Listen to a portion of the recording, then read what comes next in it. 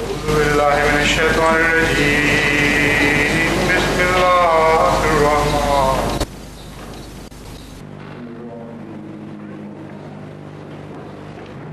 الحمد لله رب العالمين الرحمن الرحيم مالك يوم الدين إياك نعبد وإياك نستعين اهدنا الصراط المستقيم صراط الذين أنعمت عليهم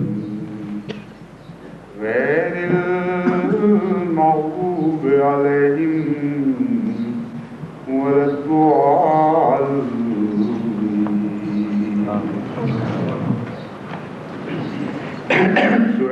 سورہ فاتحہ قرآن کریم کی پہلی سورت ہے اور یہ ام الکتاب بھی کہلائی جاتی ہے. ام القرآن اور ام الکتاب دونوں نام استعمال ہوتے ہیں. اس کی وجہ یہ ہے کہ اس میں قرآن کریم کی تمام خصوصیات اس میں شامل ہیں.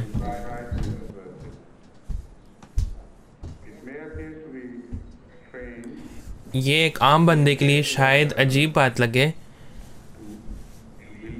یہ بات ماننے کے لیے یا اس بات کا تصور کرنے کے لیے کہ ایک چھوٹے سے صورت میں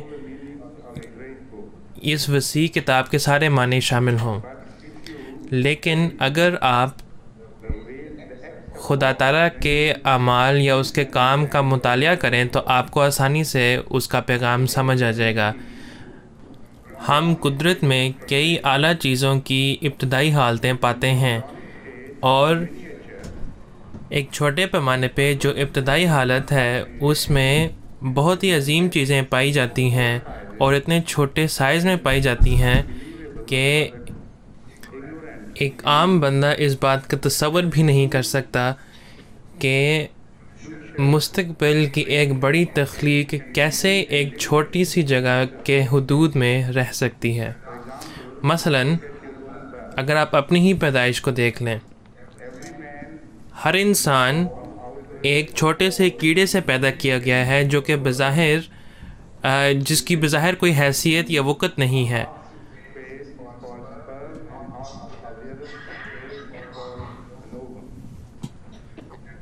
اور جو کچھ پہلے تخلیق کے لمحے میں ہوتا ہے،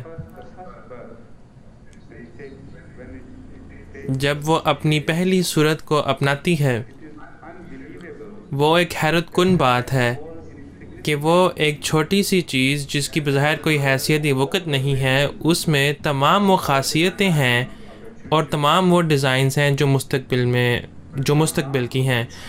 مثلاً اسی لمحے میں اس بات کا فیصلہ کیا جاتا ہے کہ یہ کس قسم کا مرد یا عورت بنے گا، اور اسی چھوٹی سی جگہ میں ہر بات کا ریکارڈ رکھا جاتا ہے. اور اس حد تک کہ اس بات کا بھی ریکارڈ رکھا جاتا ہے کہ کب اور کیسے کسی چیز کے ابتدائی مرحلہ شروع ہونا چاہیے اور اسے کب کسی مخصوص وزن سے زیادہ بڑھنا چھوڑ دینا چاہیے.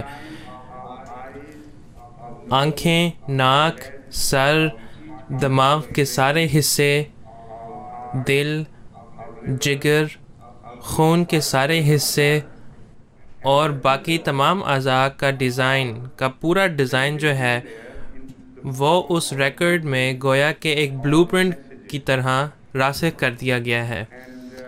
اور بالوں کو کب سفید ہونا شروع ہو جانا چاہیے اس بات کا بھی ریکارڈ رکھا جاتا ہے.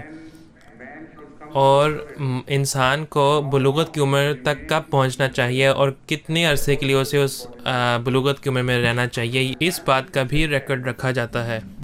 تو تحقیقات کے بعد سائنسدانوں نے کہا ہے، اور ابھی تک انہوں نے پورا سچ تو نہیں کہا، لیکن انہوں نے یہ کہا ہے کہ جو پہلا مرحلہ ہے انسانی تخلیق کا ایک سیل کی صورت میں، اس میں اتنی معلومات ہیں کہ اگر آپ ان معلومات کو ایک کتابی شکل میں درج کریں تو آپ کو 50 جلدوں کی ضرورت پڑے گی، 50 جلدیں لکھنی پڑیں گی جو بہت بڑی ہوں، اور ان وسیع معلومات کو ان جلدوں میں دبانا پڑے گا، ان 50 جلدوں میں. اور یہ تو ایک اندازہ ہے. سائنسدان تو بس ابھی سمجھنا ہی شروع کر رہے ہیں کہ دنیا کے کیا کیا کمالات ہیں. مثلاً بارش انسان کا ایک حصہ ہے جس کی تمام تر تفصیلات اس ایک ایمبریو کے اندر راسخ کر دی گئی ہیں، اور سائنسدانوں نے ابھی تک بارش کو مکمل طور پر نہیں سمجھا. وہ ابھی صرف اوپر کی باتیں جانتے ہیں یا سمجھتے ہیں، اور وہ اس بات کا اقرار کرتے ہیں. عام سائنسدان اس بات کا اقرار کرتے ہیں کہ ہم نے ابھی تو صرف سمجھنا شروع کیا ہے اور اوپر کی باتیں صرف سمجھنی شروع کی ہیں. تو کچھ بھی ممکن ہے. اگر آپ خدا تعالیٰ کے کام کو دیکھیں تو آپ کے لیے بہت آسان ہو جاتا ہے کہ آپ اس کے پیغام کو سمجھ سکیں. میں شروع کرنا چاہتا ہوں. بسم اللہ الرحمن الرحیم. یہ ایک ایسی آیت ہے جو کئی مرتبہ قرآن کریم میں دہرائی گئی ہے، اور یہ ہر سورت سے پہلے آتی ہے سوائے ایک سورت کے، اور وہ سورہ توبہ ہے. اور اس سے لوگ یہ نتیجہ نکالتے ہیں کہ یہ ایک الگ سورت نہیں ہے. اور بعض لوگ کہتے ہیں کہ سورہ توبہ کا جو مضمون ہے اس میں خدا تعالیٰ کا غضب کا ذکر ہے جو لوگوں پر نازل ہوا، تو اس لیے اس سورت سے پہلے جان بوجھ کے بسم اللہ نہیں رکھا گیا، کیونکہ بسم اللہ الرحمن الرحیم خدا تعالیٰ کا تعارف کرتی ہے کہ وہ سب سے رحمان اور رحیم ہے. تو چونکہ خدا تعالیٰ کا غضب بعض لوگوں کے اوپر نازل ہونا تھا جن کا ذکر سورہ توبہ میں ہے، تو اس لیے جان بوجھ کے یہ آیت پہلے نہیں لکھی گئی.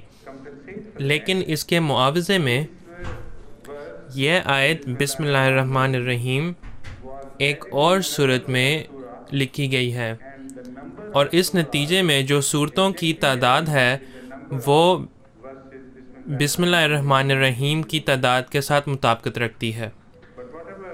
جو بھی اصل وجہ ہو یہاں بسم اللہ الرحمن الرحیم نہ لکھنے کی، ایک بات بہرحال مثبت ہے کہ ہر صورت کے شروع میں اس بات کا ذکر بنیادی طور پر کیا گیا تھا، اور اگر سورہ توبہ سے قبل اس بات کا ذکر نہیں کیا گیا اور یہ صورت ایک الگ صورت مانی جائے تو پھر اس بات کو استثنائی صورت میں سمجھنا پڑے گا. اب بسم اللہ کا جو مطلب ہے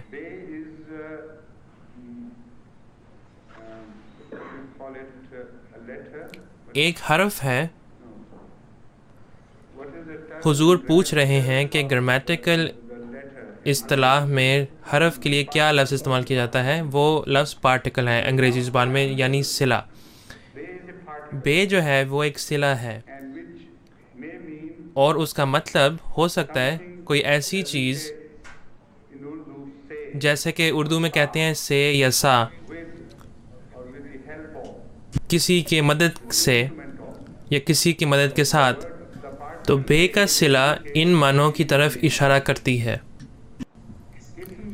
اسم کا مطلب ایک نام ہے، لیکن جو نام کا لفظ ہے وہ اسم کے لفظ کے حقیقی معنی بیان نہیں کرتا. اسم کا لفظ دو بنیادی ماخذ سے مستنبت ہے. ایک وصل ہے اور دوسرا سموع ہے. وصل کا مطلب کسی چیز پر نشان لگانے کے ہیں، اور سموع کا مطلب اونچائی ہے، اور دونوں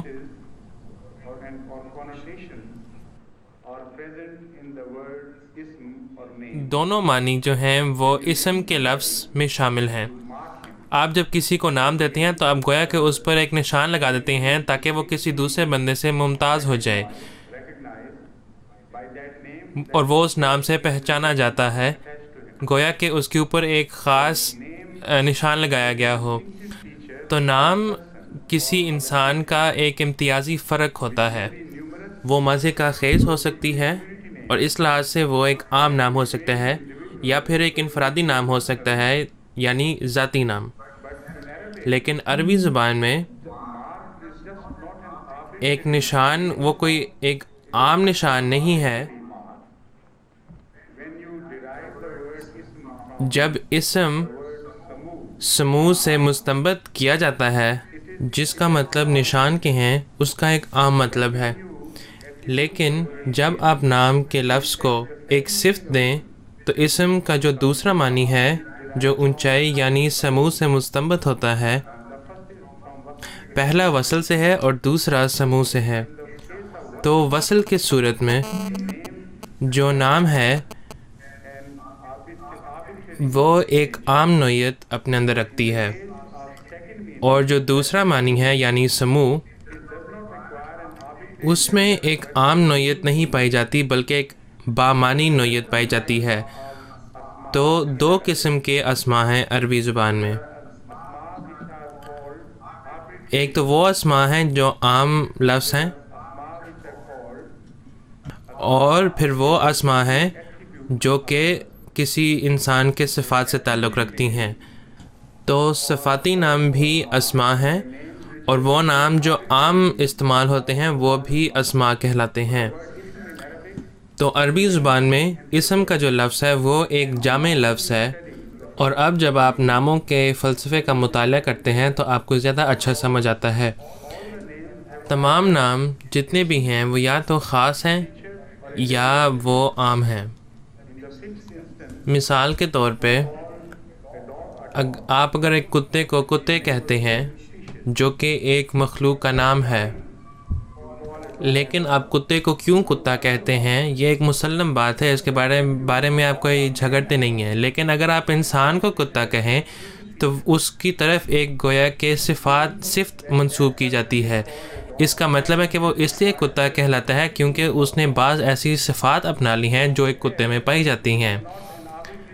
تو یہ ایک عام نام نہیں ہے، یہ اس لیے ہے کہ اس میں بعض مخصوص صفات پائی جاتی ہیں۔ تو خدا تعالیٰ بھی، اس کے بھی دو قسم کے نام ہیں، ایک اس کی اپنی نشانی کے طور پر ہے، یعنی اس کا ذاتی نام، اور جس کی کوئی تفصیل دینی ضروری نہیں ہے کہ ایسا کیوں ہے، اور جو دوسرے نام ہیں وہ اس کے صفاتی نام ہیں۔ خدا تعالیٰ کی صورت میں، کیونکہ خدا تعالیٰ کا ایک خاص طبقہ نہیں ہے، وہ کسی خاص طبقے سے تعلق نہیں رکھتا،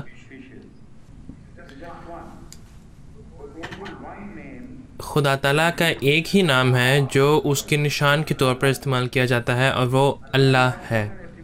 اللہ ایک صفاتی نام نہیں ہے، وہ ایک ایسا نام ہے جو صرف اور صرف خدا تعالیٰ کے لیے مختص ہے، اور اس سے مراد کبھی بھی کوئی اور مخلوق نہیں لی جاتی۔ لیکن جو خدا تعالیٰ کے باقی نام ہیں وہ سارے صفاتی نام ہیں، مثلا الرحمن اور الرحیم، یہ دونوں صفاتی نام ہیں۔ تو جب ہم کہتے ہیں بسم اللہ، اس کا مطلب ہے کہ اسم میں دونوں قسم کے نام شامل ہیں۔ اللہ پہلا قسم ہے جو کہ اس کے نشان کے طور پر استعمال کیا جاتا ہے، اور جو الرحمن اور رحیم ہے یہ دونوں اس کے صفاتی نام ہیں۔ تو جب ہم بسم اللہ الرحمن الرحیم کہتے ہیں تو اس کا مطلب ہے کہ خدا تعالیٰ کے نام کے ساتھ جو رحمان اور رحیم ہے۔ اب میں اس آیت بسم اللہ الرحمن الرحیم کے سیاق و سباق کی طرف آتا ہوں کہ اس کا کیا مطلب ہے۔ کئی لوگوں نے یہ بات کہنی شروع کر دی ہے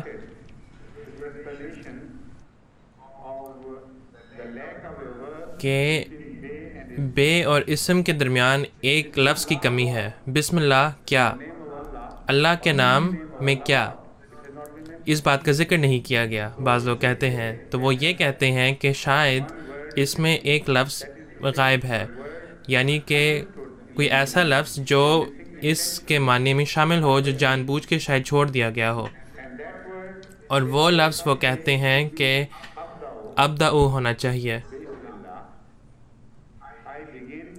کہ میں اللہ کے نام کے ساتھ شروع کرتا ہوں. اور بعض لوگ کہتے ہیں کہ یہ اشرع ہونا چاہیے اللہ کے نام کے ساتھ، یعنی کہ میں اللہ کے نام کے ساتھ شروع کرتا ہوں. یہ بس ایک اور لفظ ہے ابدا کا. اور بعض لوگ کہتے ہیں کہ یہ لفظ اقرأ ہے، اقرأ بسم اللہ الرحمن الرحیم، کہ میں اللہ کے نام کے ساتھ پڑھتا ہوں. اور بعض لوگ کہتے ہیں کہ اللہ کے نام کے ساتھ وہی کافی ہے، یہ صرف اختیار کے لیے آتا ہے. اگر کوئی لفظ یہاں پہ لگنا چاہیے تو اس بات کو مد نظر رکھنا چاہیے کہ اس سے شروع کرنا یا پڑھنا مراد نہیں ہے، بلکہ اختیار یہاں مراد ہے. جس طرح کہ انگریزی زبان میں کہتے ہیں کہ بادشاہ کے نام میں جب کوئی لوگ کسی کو گرفتار کرنے جاتے تھے، ہم تاریخ کی کتابوں میں پڑھتے ہیں کہ وہ کہتے تھے کہ بادشاہ کے نام میں ہم تمہیں گرفتار کرنے آئے ہیں. اور ان کا کہنے کا مطلب یہ ہوتا تھا کہ ہم بادشاہ سے اختیار پا کے یہاں آئے ہیں. تو بسم اللہ الرحمن الرحیم کہ یہاں وسیع معنی ہے، کیونکہ یہاں پہ فعل کا ذکر نہیں کیا گیا جس کا عموماً ذکر ہونا چاہیے، لیکن اس فعل کی کمی نے دراصل اور حقیقت میں اس کے معنی کو مزید وسیع کر دیا ہے. تو یہ تینوں باتیں اور اس کے علاوہ اور بھی بہت سی باتیں درست ہو سکتی ہیں. تو اس کا ایک مطلب یہ ہو سکتا ہے کہ میں اللہ کے نام کے ساتھ شروع کرتا ہوں، یا ایک مطلب یہ بھی ہو سکتا ہے کہ میں اللہ کے نام کے ساتھ پڑھتا ہوں. اور اگر آپ کھائیں اور بسم اللہ پڑھیں تو اس کا یہ مطلب ہو سکتا ہے کہ میں اللہ کے نام کے ساتھ کھاتا ہوں. اور اگر آپ کسی چیز کو ذبح کریں اور بسم اللہ پڑھیں تو اس کا یہ مطلب ہے کہ میں اللہ کے نام کے ساتھ ذبح کرتا ہوں. اور آپ جو کوئی بھی عمل کریں، اگر آپ بسم اللہ الرحمن الرحیم کے ساتھ شروع کریں تو اس کا مطلب ہے کہ میں اللہ کی اجازت سے یہ کام کرتا ہوں. تو یہ معنی ہر بات پر اطلاق پا سکتی ہے. خدا تعالیٰ سے اجازت پا کر کوئی کام کرنے کا کیا مطلب ہے؟ اس کا مطلب یہ ہے کہ جو لوگ بسم اللہ پڑھتے ہیں وہ آزاد نہیں ہیں کہ وہ جو مرضی کرتے پھریں. وہ اپنے تمام اعمال کے لیے خدا تعالیٰ کے حضور جواب دہ ہیں.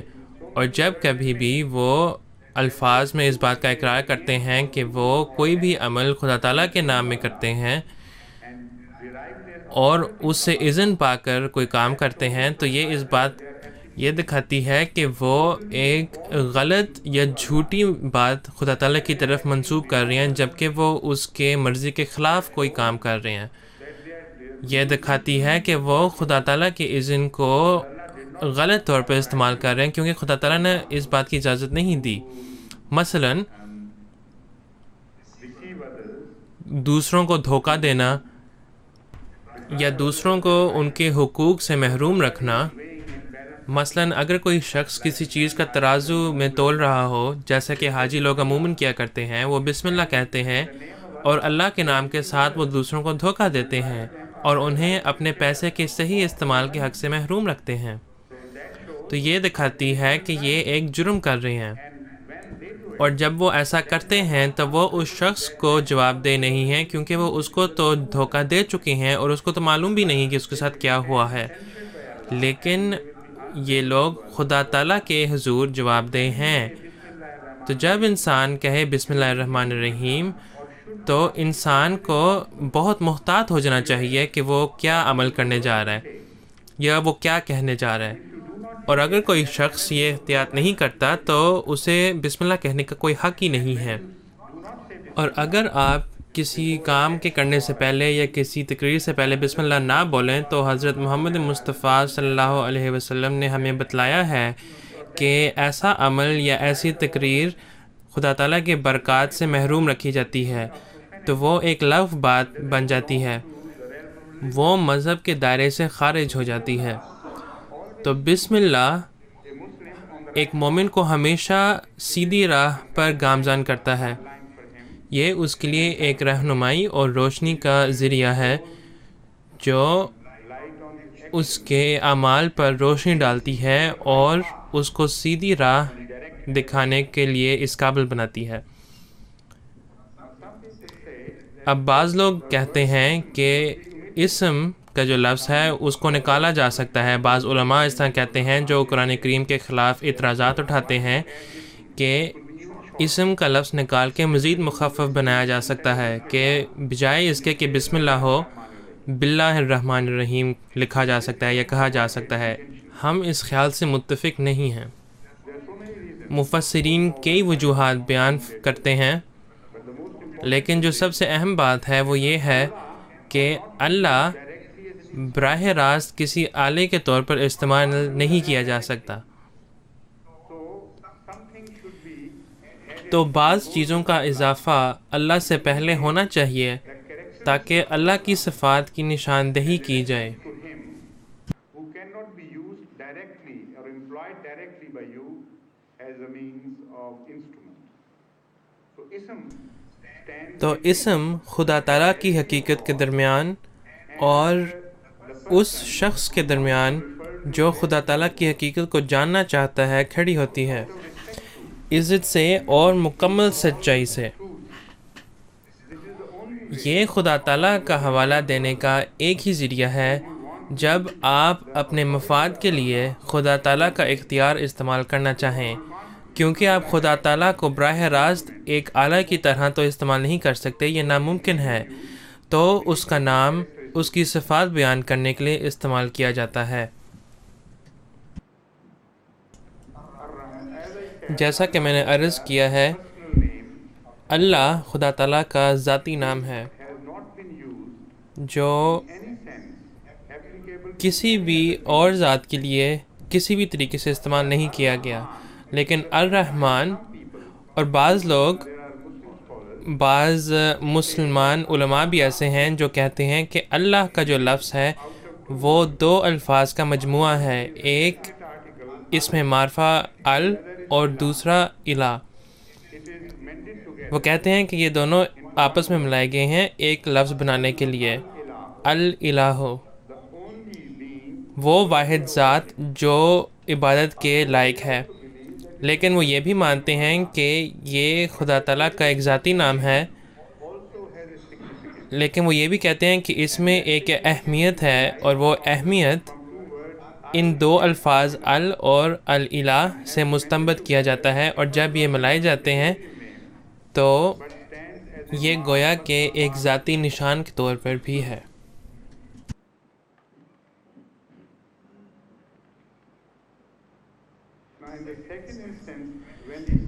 اب جب ہم اسم کا لفظ استعمال کرتے ہیں،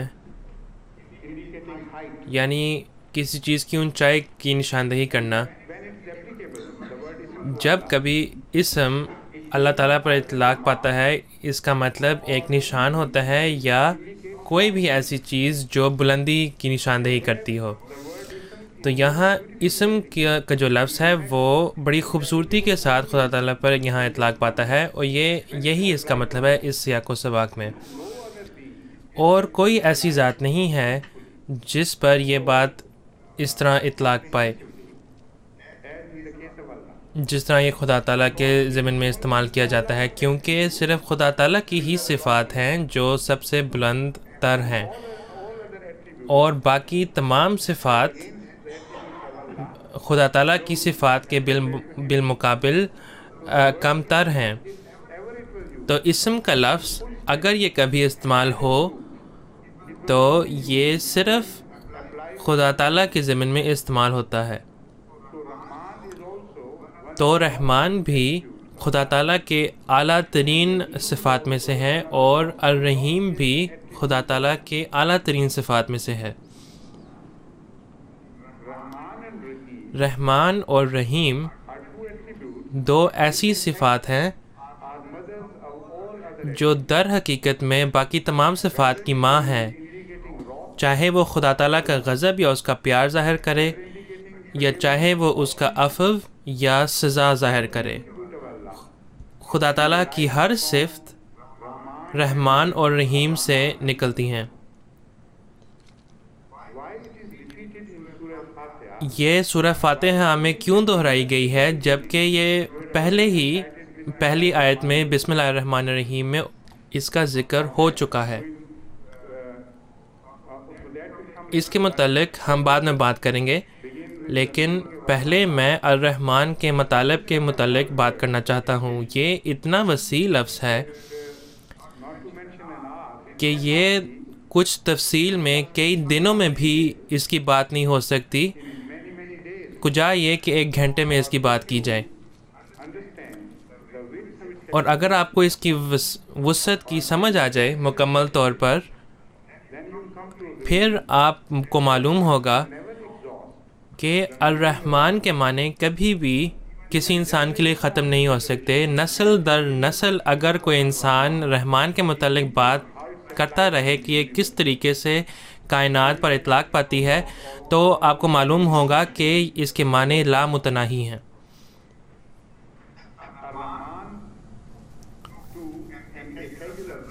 ایک عام بندے کے لیے الرحمن کا مطلب ہے مہربان اور نیک،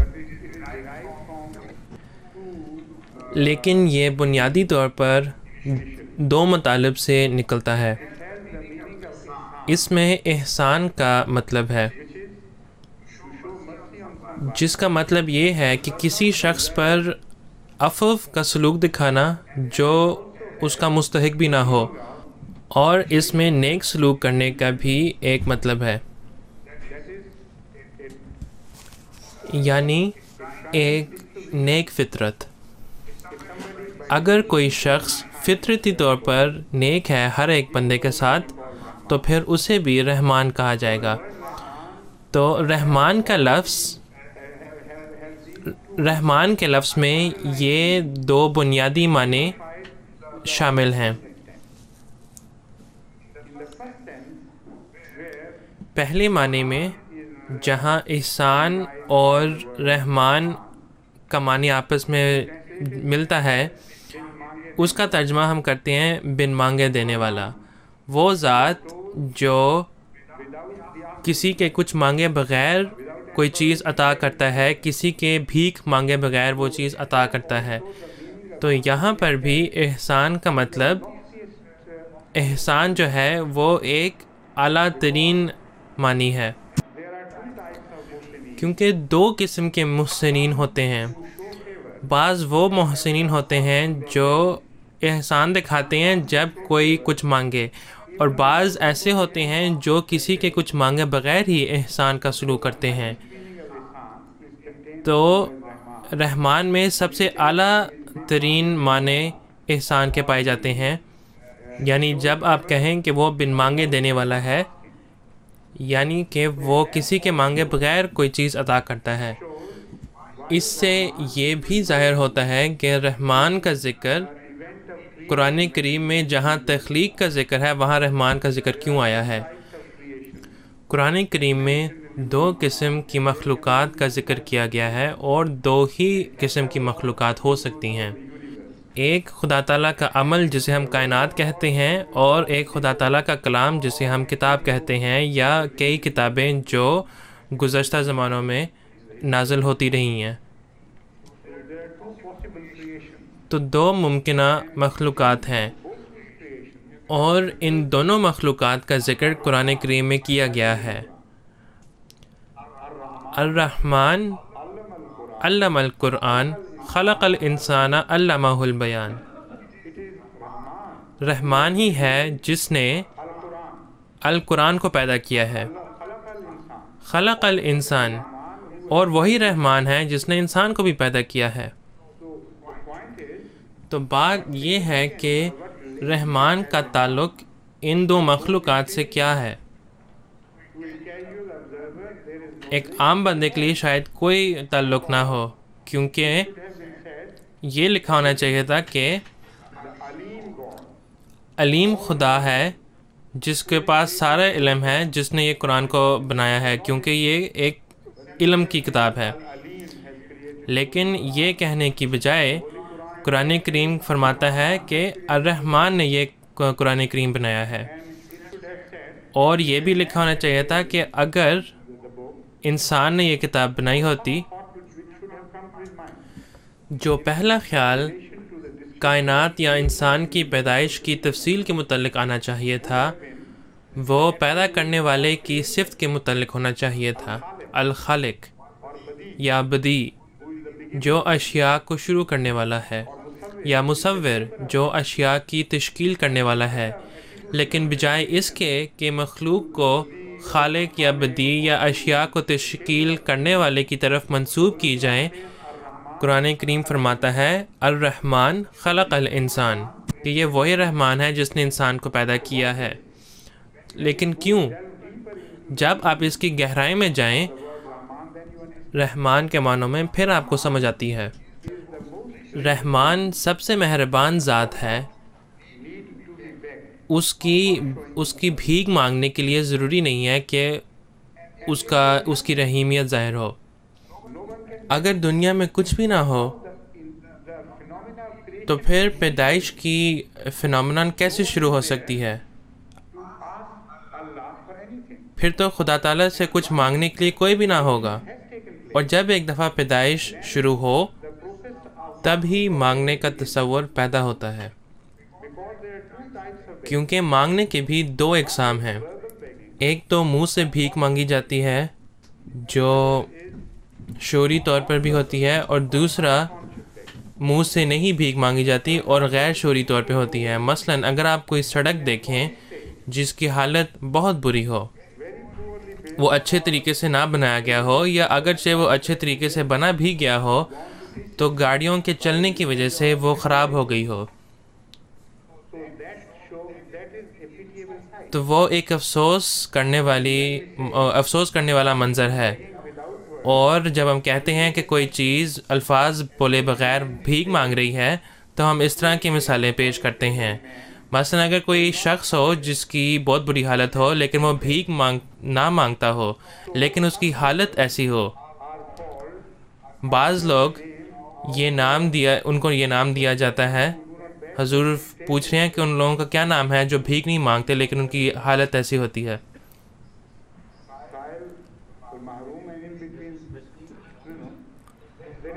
حضور فرماتے ہیں کہ ایک ایسا لفظ ہے جو ایسے لوگوں کی طرف نشاندہی کرتا ہے کہ وہ اتنے معزز ہیں کہ وہ اپنی حالت کو چھپاتے ہیں، اور اردو میں ہم ایسے لوگوں کو سفید پوش کہتے ہیں۔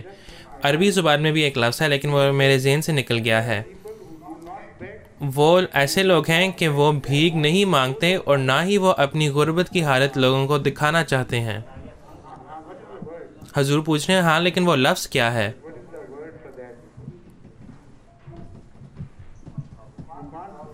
آپ ان کو ملحفین تو نہیں کہہ سکتے، لیکن چلیں جب وہ لفظ میرے ذہن میں آئے گا تو بتا دوں گا، لیکن بہرحال اس بات کو مد نظر رکھنا چاہیے۔ ایسے لوگ ہیں جو اپنی غربت کی حالت نہیں دکھانا چاہتے، اور وہ بھیک مانگے بغیر گویا کہ بھیک مانگ رہے ہوتے ہیں اپنی حالت کی وجہ سے جو لوگوں کو نظر آتی ہے۔ ایسے لوگوں کو ہم سفید پوش کہتے ہیں۔ تو دنیا میں بعض ایسی چیزیں ہیں جو بھیک مانگے بغیر بھیک مانگ رہی ہوتی ہیں، تو جو بے جان چیزیں ہیں وہ بھی بھیک مانگ سکتی ہیں اپنی اس حالت کی وجہ سے جس میں وہ پائے جاتے ہیں۔ تو جب پیدائش شروع ہوتی ہے، بھیک مانگنے سے بندہ بھاگ نہیں سکتا، کیونکہ جس کمزوری کی حالت میں کائنات اپنے آپ کو پائے گی وہ ایسی ہوگی کہ گویا کہ اللہ سے بھیک مانگ رہی ہوگی ترقی کے لیے اور مزید رحم دکھانے کے لیے۔ تو پیدائش کی جو فنومنن ہے، اگر خدا تعالیٰ رحمان ہے انتہائی درجے کا، تو وہ تب ہی ہو سکتا ہے جب کسی بھی قسم کی کوئی بھیک مانگنا نہ ہو اور رحمان اپنی تجلی کرے۔ تو بعض چیزیں ایسی ہیں کہ وہ خدا تعالیٰ کی صفات میں اپنی شکل اختیار کرتی ہیں، یعنی اللہ کے رحمان ہونے میں، یعنی کہ جو مہربان ہے، اور جو احسان کے معنی ہیں وہ انتہائی درجے کی بلندی تک پہنچا ہوا ہے۔ تو اب آپ کو سمجھ میں آئے گا کہ میں نے جب یہ بات کہی تھی کہ جو لفظ اسم ہے وہ صرف اور صرف خدا تعالیٰ ہی پر اطلاق پا سکتی ہے اور کسی ذات پر نہیں۔ کیونکہ اس میں بلندی کا تصور پایا جاتا ہے، اور خدا تعالیٰ کی تمام صفات اور اس کا ہر پہلو جو ہے وہ انتہائی درجے کی بلندی میں استعمال کیا جاتا ہے۔ تو الرحمن کا ایک مطلب ہے کہ وہ بن مانگے رحم دکھاتا ہے، اور اس سے پوری تخلیق شروع ہوتی ہے۔ اور رحمان کا ایک اور مطلب ہے کہ وہ انتہائی درجے کا مہربان اور کرم کرنے والا ہے، جس میں تمام چیزیں شامل ہیں۔ تو جب تخلیق شروع ہوتی ہے، پھر جون سی مرضی شکل میں وہ تخلیق پائی جائے، وہ اپنے رحمان خدا سے اپنے مفاد طلب کرتی ہے، اور اس لحاظ سے رحمانیت میں بے جان چیزیں اور جاندار چیزیں بھی شامل ہیں، جانور بھی شامل ہیں اور انسان بھی شامل ہیں، مومنین اور غیر مومنین دونوں اس میں شامل ہیں۔ وہ لوگ جو خدا تعالیٰ کے شکر گزار ہیں، اور وہ لوگ جو خدا تعالیٰ کو برے برے نام سے پکارتے ہیں اور اس کی خلاف ورزی کرتے ہیں، وہ بھی شامل ہیں۔ تو یہ اتنی خوبصورت صفت ہے خدا تعالیٰ کی کہ اس کی مہربانی کے تاثر سے کوئی بھی محروم نہیں ہے۔ ہر چیز خدا تعالیٰ رحمان خدا سے متاثر ہوتی ہے۔ تو جب آپ دیکھتے ہیں، جب آپ دنیا میں ایتھیسٹس کو دیکھتے ہیں، وہ بھی اپنے مفاد رحمان خدا سے طلب کرتی ہیں، کیونکہ رحمان خدا ہی ہے جس نے تمام چیزوں کو پیدا کیا ہے اور ہر ایک چیز میں ورلڈ آف پراپرٹیز ڈالی ہیں۔ اور جب میں ورلڈ آف پراپرٹیز کی یہ اصطلاح استعمال کرتا ہوں تو میرا مطلب ورلڈ آف پراپرٹیز ہی ہے، کیونکہ ایک ایٹم کی بھی پراپرٹیز یا کسی ایٹم کا سب پارٹیکل بھی کبھی ختم نہیں ہو سکتا۔ ہر ایک چیز جس کی کوئی پراپرٹی ہے اس کے ورلڈ آف پراپرٹیز ہیں، اور آپ کبھی بھی کسی چیز کا پورا احاطہ نہیں کر سکتے، کیونکہ ہر چیز خود رحمان خدا سے اپنے مفاد طلب کرتی ہے، جو کہ انتہائی درجے کا مہربان ہے۔ تو خدا تعالیٰ کی لامحدود مہربانی ہر ایک چیز پر محیط ہے، اور اس میں تمام تر اشیاء شامل ہیں۔ تو یہ خدا تعالیٰ کی غیر محدود مہربانی ہی ہے، اگرچہ کوئی چیز بظاہر محدود معلوم ہو، اور یہ لامحدود مہربانی ہی ہے کیونکہ اس میں تمام کائنات بھی شامل ہیں، اور یہ لامحدود مہربانی ہے کیونکہ اچھائی اور برائی میں کوئی تمیز نہیں ہے، دونوں اپنا مفاد رحمان خدا سے طلب کرتے ہیں۔ تو اس کو تمام صفات کی ماں کہلائی جا سکتی ہے، یعنی رحمانیت۔ لیکن یہ اتنا وسیع لفظ ہے کہ اگر میں اس کو مزید اس کی تفصیلات بیان کرتا چلا جاؤں تو نئے نئے مطالب آپ کے سامنے کھلتے چلے جائیں گے۔ تو یہ ایک ایسا میدان ہے جس کی کوئی حدود نہیں، یہ لامتناہی ہے۔ مثلاً تخلیق سے قبل کسی بھی بنیادی چیز کی پیدائش کی تمام ضروریات پوری کی گئی تھیں، ایسے کامل اور مکمل طور پر اور اتنی گہرائی میں جا کر کہ اگر آپ کائنات کا مطالعہ کریں اور پیدائش کے پہلے مرحلے کی طرف جائیں تو آپ حیران ہوں گے کہ اس پہلے پیدائشی مرحلے میں پورے کائنات کا ایک بلو پرنٹ بنایا گیا تھا، اس حد تک کہ اس میں انسان کے بارے میں بھی تمام چیزیں موجود تھیں۔ اور یہ ایک سائنسی سچ ہے جو کوئی بھی دانشور اس کا انکار نہیں کر سکتا کہ کوئی چیز خود عدم سے پیدا نہیں ہو سکتا، کوئی ایسی چیز ہونی چاہیے جو اسے تشکیل دے سکے۔ تو وہ لوگ جو خدا تعالیٰ پر ایمان نہیں رکھتے، یہ ان کے لیے ہے کہ جب وہ ایک کائنات کا تصور کرنے لگیں تو انہیں اس بات کا اقرار کرنا پڑتا ہے کہ جو بھی انسان میں گیا اس وقت وہ اسی وقت بنایا گیا، اس کا بلو پرنٹ اس وقت موجود تھا. دماغ کیسے بنایا جا سکتا ہے، اس کے اندر جتنی بھی صفات ہوں وہ کیسے بنائی جا سکتی ہیں، پورا نظام جو ہے وہ اس وقت موجود تھا، اس پیدائشی مرحلے میں موجود تھا. تو الرحمن نے اس وقت یہ تمام باتیں شامل کر رکھی تھیں. اور اب آپ مختلف سائنسز پڑھتے ہیں اور ان کی شاخیں بھی، اور یہ کہ وہ تخلیق یا تخلیق کے مختلف مراحل پر مختلف اوقات میں کیسے لاگو ہوتے ہیں، شروع سے لے کے وسط تک. یا بلکہ ہم تو نہیں جانتے کہ ہم وسط تک پہنچے ہیں یا نہیں، لیکن موجودہ زمانہ تک یا موجودہ وقت تک.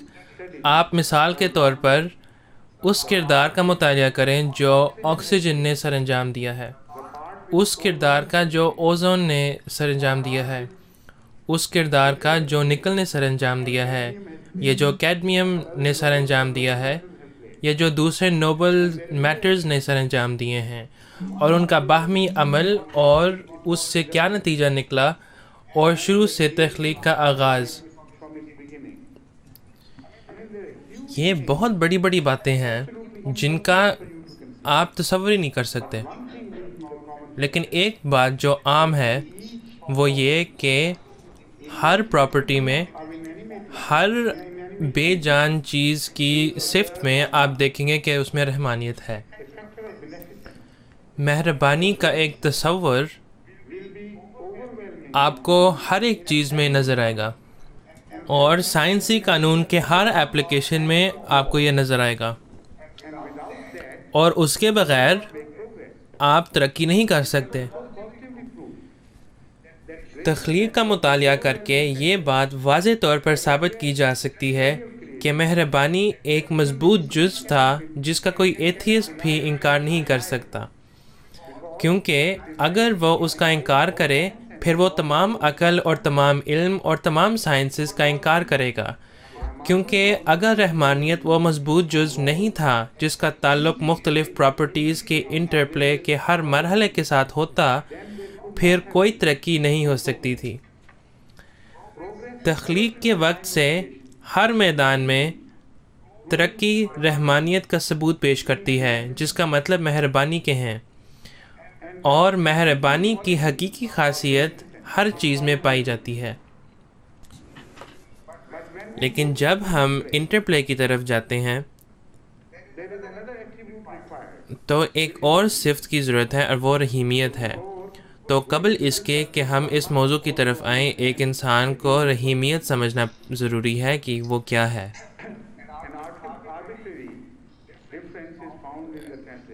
ترجمے میں ایک بہت باریک فرق پایا جاتا ہے.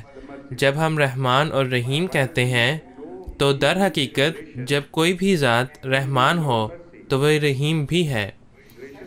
رحمان میں رحیم کا پہلو پایا جاتا ہے اور رحیم میں بھی رحمان کا پہلو پایا جاتا ہے، کیونکہ جو شخص رحیم ہو وہ لازماً رحمان بھی ہوگا. رحمان اور رحیم دونوں آپس میں لازم و ملزوم ہیں.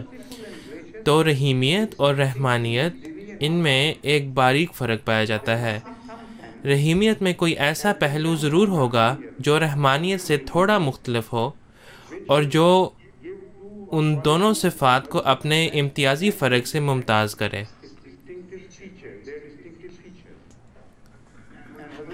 اور حضرت مسیح موعود علیہ السلام نے اس موضوع پر بڑی گہرائی کے ساتھ بات کی ہے، اور حضور نے بڑی تفصیل کے ساتھ اس فرق کو اپنی تفاسیر میں جو مختلف کتب میں پائی جاتی ہیں لفظ رحمان اور رحیم کے ماتحت بیان فرمائی ہے.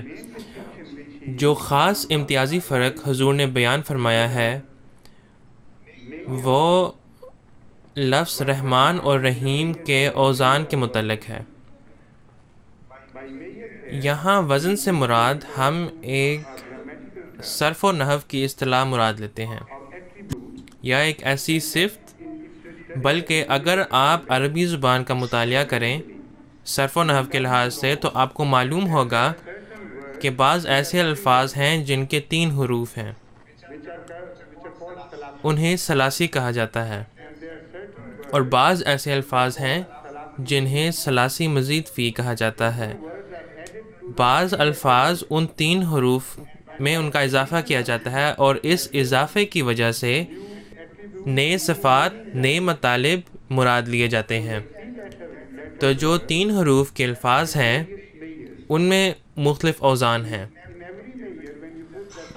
اور ہر وزن میں جب آپ 3 حروف کا کوئی لفظ ڈالتے ہیں تو وہ لفظ زیادہ وسیع ہو جاتا ہے اور اس وزن کی شکل اختیار کر لیتا ہے، اور جب ایسا ہوتا ہے تو وہ اس لفظ کو گویا کہ ایک نئی شکل دیتی ہے اور ایک نئے معنی دیتی ہے۔ مثلا جب آپ غفرہ کہتے ہیں، غفرہ کا مطلب معاف کرنے کے ہیں، غ ف ر یہ 3 حروف ہیں، لیکن جب آپ استغفرہ کہیں تو اس کا مطلب ہے کہ اس نے مغفرت طلب کی۔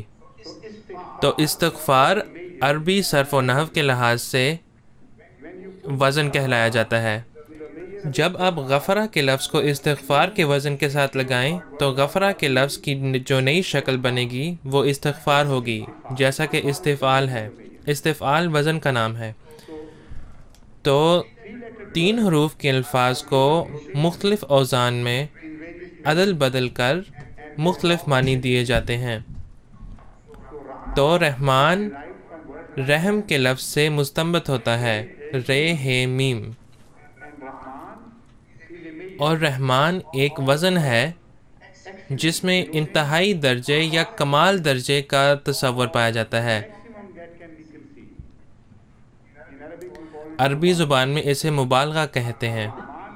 الرحمن کا مطلب یہ ہے کہ کوئی ایسی ذات جس میں رحم پایا جائے اور وہ انتہائی کمال درجے کا رحم ہو، اور اس کے معنوں میں کمال درجے کی گہرائی اور وسعت بھی پائی جائے۔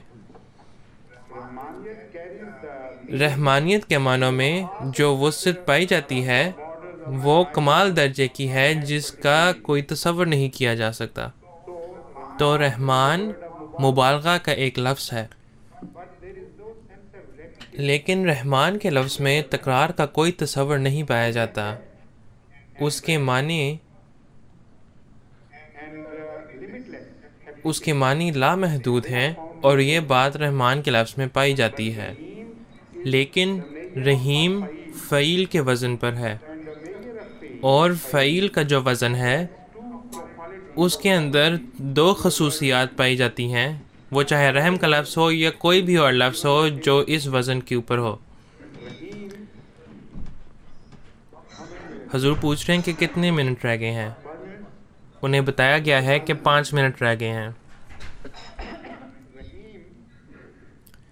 رحیم جیسا کہ میں نے پہلے عرض کیا ہے وہ فعیل کے وزن پر ہے، اور اس کے 2 خصوصیات ہیں۔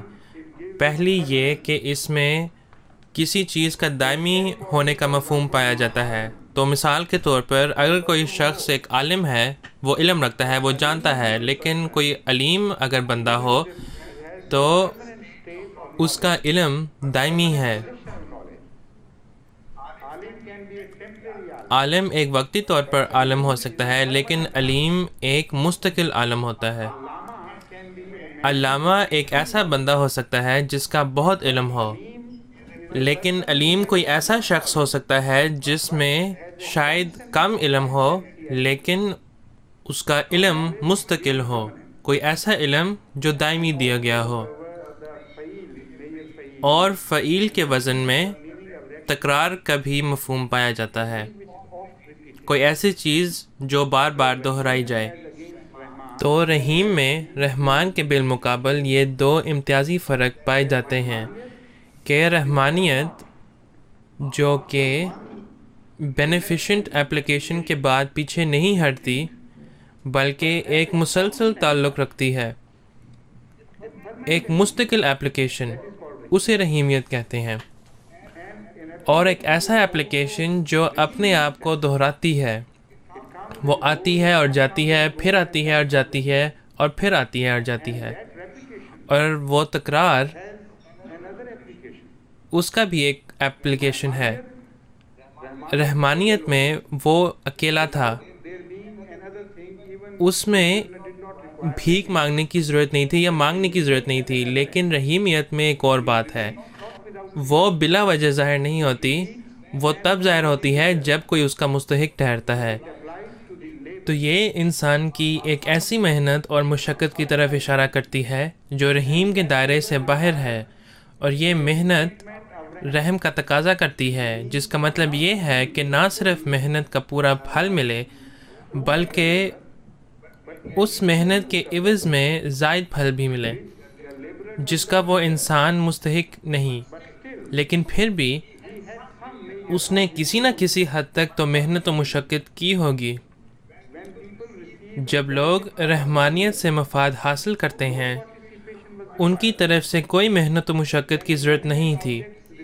جب بے جان اشیاء رحمان سے مفاد حاصل کرتی ہیں، وہ اس کے کسی بھی طریقے سے حقدار نہیں تھے، ان کی طرف سے کوئی محنت کا تصور تھا ہی نہیں، لیکن رحیمیت میں محنت کا تصور پایا جاتا ہے، وگرنہ رحیمیت شاید دوبارہ ظاہر نہ ہو۔ یہ ایک تصور ہے جو رحیمیت کے معنی میں شامل ہے۔ تو یہاں رحمان کے بالمقابل رحیمیت کا مطلب یہ ہے کوئی ایسا شخص جس کی فطرت میں رحم ہو، جس میں رحم دلی، اچھائی اور احسان ہو، اور وہ اپنی اچھائی کو ظاہر کرتا ہے اور پیچھے نہیں ہٹتا اور موجود رہتا ہے تاکہ آپ اس سے مانگیں۔ تو یہاں بن مانگے دینے والا نہیں ہے،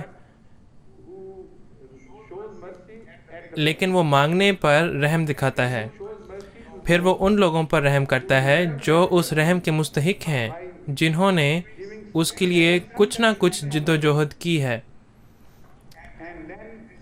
اور پھر یہ بھی ایک مستقل حالت ہے، جو تیسرا معنی میں نے بیان کیا تھا۔ خیر ہے، یہ دو معنی فی الحال کافی ہیں۔ رحمانیت اور رحیمیت آپس میں لازم و ملزوم ہیں، اور یہ کائنات کے تمام مسئلے مسائل کو حل کرتی ہیں، یعنی خدا تعالیٰ کے عمل کے کائنات میں اور خدا تعالیٰ کے کلام کے کائنات میں۔ اور جب ان دونوں کا آپس میں تعامل ہو، پھر ربوبیت آتی ہے۔ یہ خدا تعالیٰ کی پہلی صفت ہے جو رحمانیت اور رحیمیت سے بنی ہے۔ رحمانیت اکیلے میں ربوبیت نہیں کہلائی جا سکتی، رحیمیت اکیلے میں رحمانیت نہیں کہلائی جا سکتی، لیکن جب ان کا آپس میں تعامل ہو پھر ربوبیت آتی ہے۔ پھر خدا تعالیٰ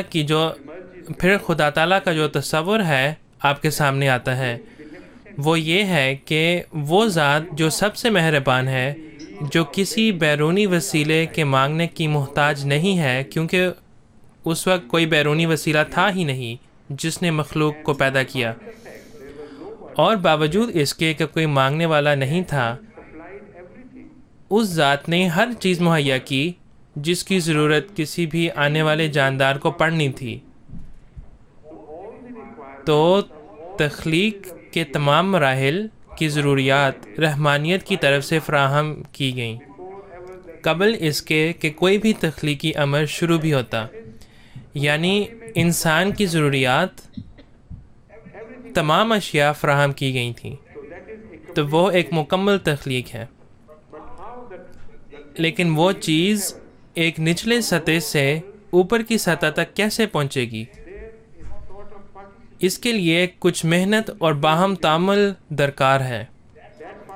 وہ محنت غیر شعوری طور پر اور سائنسی ترقی کی شکل میں ہو سکتی ہے، وہ محنت شعوری طور پر اور جانوروں کی مانند جیسے وہ اپنے کھانے کے سامان حاصل کرنے کے لیے محنت کرتے ہیں ہو سکتی ہے۔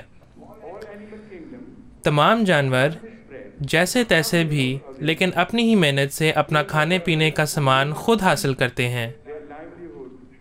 یہاں تک کہ پرندے بھی جو اپنا ذریعہ معاش اپنے ساتھ نہیں رکھتے، انہیں بھی اپنا کھانا تلاش کرنے کے لیے اڑنا پڑتا ہے۔ تو جب کبھی بھی آپ رحمانیت کے منبع تک پہنچنے کی محنت کریں گے، آپ کو اپنا پھل اپنی کوشش کے موافق ملتا ہے، بلکہ آپ کو اپنی کوشش سے بھی زیادہ ملتا ہے۔ یہ رحیمیت اور رحمانیت کا آپس میں باہم تعامل ہے، اور جیسا کہ میں نے عرض کیا ہے، بار بار رحم کا سلوک ملنا۔ موسم آتے ہیں اور جاتے ہیں، اور جب وہ ظاہر ہوتے ہیں تو ان کی اپنی خصوصیات ہوتی ہیں۔ مثلاً گندم اگانا یہ ایک خاص موسم میں ہی ہوتا ہے، اور آپ اس موسم میں اپنی فصل تو کاٹ نہیں سکتے۔ وہ وقت آتا ہے اور جاتا ہے، لیکن رحیمیت آپ کو بتلاتی ہے اور یقین دلاتی ہے کہ اگرچہ آپ کو اس دفعہ موقع نہیں ملا، اگلی دفعہ کے لیے انتظار کریں، یہ دوبارہ آئے گا۔ اور اس طریقے سے رحیمیت ہر لحاظ سے اور ہر تخلیقی امر میں دگنا ہو جاتا ہے۔